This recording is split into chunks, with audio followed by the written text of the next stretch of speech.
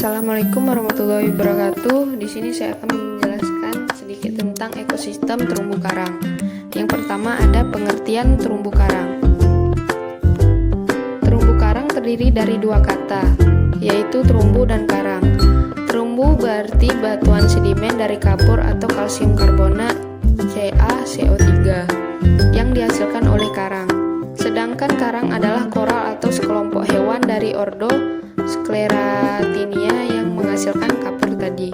Terumbu karang atau coral reef adalah sekumpulan hewan karang yang bersimbiosis atau hidup saling menguntungkan dengan Zoxatelae, organisme mirip tumbuhan.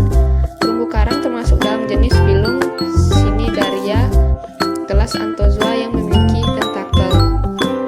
Kelas Anthozoa tersebut terdiri dari dua subkelas yakni Hexacoralia atau Zoantharia dan Octocarilia. Yang keduanya dibedakan secara asal-usul, morfologi, dan fisiologi. Karang memiliki beberapa cara untuk berkembang biak. Cara karang berkembang biak yang pertama adalah ketika polip karang sudah agak besar. Polip adalah kumpulan ribuan hewan kecil yang membentuk karang. Polip membelah diri menjadi dua.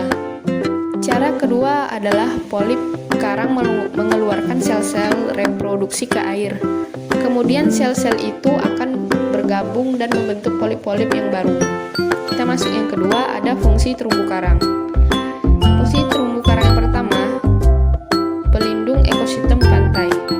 Terumbu karang bisa melindungi daratan atau pantai dari badai atau topan, serta mencegah terjadinya abrasi. Yang kedua, penghasil oksigen.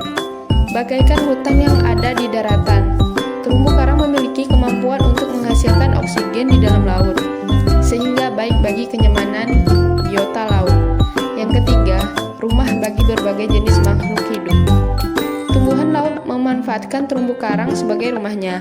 Tidak hanya tumbuhan, hewan laut seperti ikan-ikan kecil dan kepiting laut juga menjadikan terumbu karang sebagai tempat berkumpul, mencari makanan, berkembang biak, dan berlindung. Oleh karena itu, di mana ada terumbu karang, di situ ada ekosistem yang kaya. Yang keempat, sumber obat-obatan. Terumbu karang mengandung bahan kimia yang diperkirakan dapat menjadikan obat bagi manusia. Yang kelima, menjadi objek wisata. Terumbu karang memiliki warna dan bentuk yang unik dan beragam.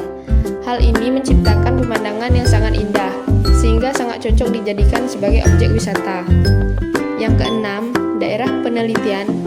Terumbu karang merupakan tempat berkumpulnya ikan, tumbuhan, dan mikroorganisme laut.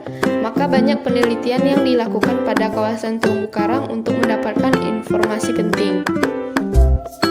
Yang ketujuh, mempunyai nilai spiritual. Bagi beberapa masyarakat tertentu, laut merupakan daerah spiritual yang penting.